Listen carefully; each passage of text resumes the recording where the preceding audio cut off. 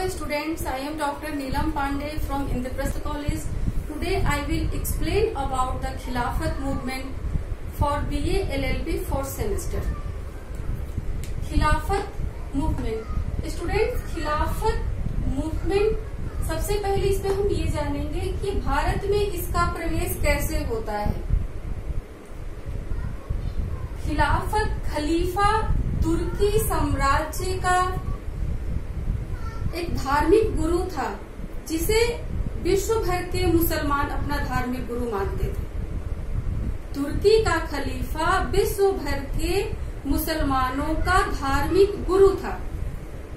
यहाँ हम ये जानना चाहेंगे स्टूडेंट्स, बताना चाहेंगे आपको कि मध्यकाल में तुर्की एक बहुत शक्तिशाली साम्राज्य था, लेकिन आधुनिक दौर आते आते वो एक बहुत कमजोर बन करके रह जाता है, बहुत कमजोर साम्राज्य बन करके रह जाता है।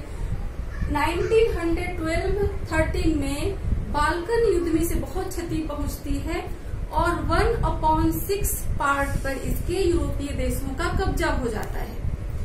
रही सही कसर इंग्लैंड पूरी कर देता है प्रथम विश्व युद्ध में इसे हराकर, इस पर आक्रमण करके तुर्की साम्राज्य का अंत कर देता है, तुर्की खलीफा का पद समाप्त कर देता है। जो सारे मुसलमानों के लिए खलीफा एक सम्मानजनक गुरु माना जाता था, उसके पद को खत्म कर देता है। उसी के विरोध में तुर्की में खिलाफत मूवमेंट शुरू किया जाता है, यानी तुर्की के कट्टरपंथी मुसलमान तुर्क में खिलाफत मूवमेंट शुरू करते हैं खलीफा के पद की वापसी के लिए, उसके सम्मान की वापसी के लिए। अब तुर्की के खिलाफत मूवमेंट से प्रभावित होकर विश्व में रहने वाले सारे मुसलमान जो जहां होते हैं खिलाफत मूवमेंट शुरू कर देते हैं। तो भारत में रहने वाले भी कट्टरपंथी मुसलमान, स्टूडेंट्स ध्यान देना, मैं यहाँ बार बार कट्टरपंथी मुसलमान कह रही हूँ, सभी मुसलमान इस आंदोलन में शामिल नहीं थे। कट्टरपंथी मुसलमान भारत में भी खिलाफत मूवमेंट शुरू कर देते हैं, खास करके मोहम्मद अली और शौकत अली ब्रदर्स, ये शौकत बंधु के नाम से भी जाने जाते हैं। तो इनके नेतृत्व में खिलाफत मूवमेंट शुरू होता है और ये अपने मूवमेंट को व्यापक रूप देने के लिए गांधी जी से संपर्क करते हैं और गांधी जी इस मौके को हिंदू मुस्लिम एकता के रूप में देखते हैं। बहुत सारे प्रगतिशील कांग्रेसी के विरोध के बावजूद गांधी जी खिलाफत मूवमेंट को नन कोऑपरेशन मूवमेंट के साथ जोड़ देते हैं और कांग्रेस के अमृतसर अधिवेशन में जो 1919 में होता है, यह पारित हो जाता है अधिवेशन और गांधी जी खिलाफत सम्मेलन के अध्यक्ष बनते हैं। गांधी जी के सपोर्ट करने से यह आंदोलन व्यापक रूप ले लेता है और Khilafat non cooperation movement 1919 to 1921 start होता है। यह आंदोलन 1919 से 1921 तक चलता है। खिलाफत नन कोऑपरेशन मूवमेंट, खिलाफत असहयोग आंदोलन। स्टूडेंट्स, हम ये देखते हैं कि ये 19 में शुरू होता है, 21 में खत्म भी हो जाता है, शौकत बंधुओं की गिरफ्तारी होती है और ये मूवमेंट खत्म हो जाता है। यहाँ आप ये ध्यान दीजिए कि यह आंदोलन, इस आंदोलन को हम एक प्रगतिशील आंदोलन के रूप में नहीं देखते हैं। क्यों? क्योंकि ये आंदोलन जहाँ शुरू होता है वहीं पर खत्म भी हो जाता है।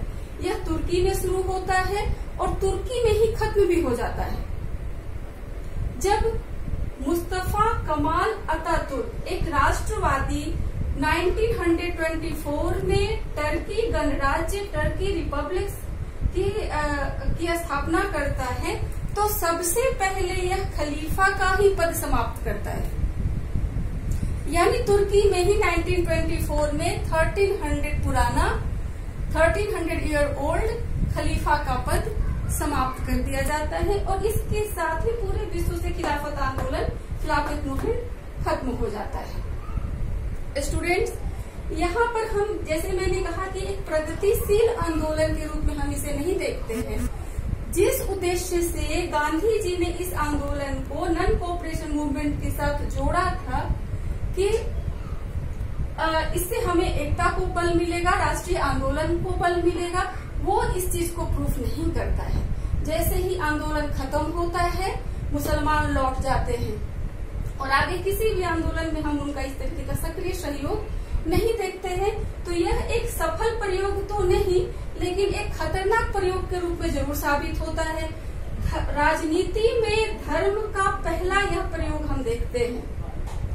तिलक जी और यहाँ तक कि मोहम्मद अली जिन्ना ने भी इसका विरोध किया था कि राजनीति में धर्म को नहीं लाना चाहिए। खिलाफत मूवमेंट एक तो धार्मिक आंदोलन है, दूसरे यह विदेशी आंदोलन भी है, इससे हमारा कोई लेना देना नहीं है। लेकिन यह दुर्भाग्यपूर्ण काम महात्मा गांधी जी के द्वारा हो जाता है और राजनीति में धर्म का यह पहला प्रयोग हम देखते हैं। तो स्टूडेंट्स, यहाँ हम खिलाफत मूवमेंट के बारे में जानते हैं। नेक्स्ट वीडियो में हम आपको बताएंगे कांग्रेस के बारे में। Thank you.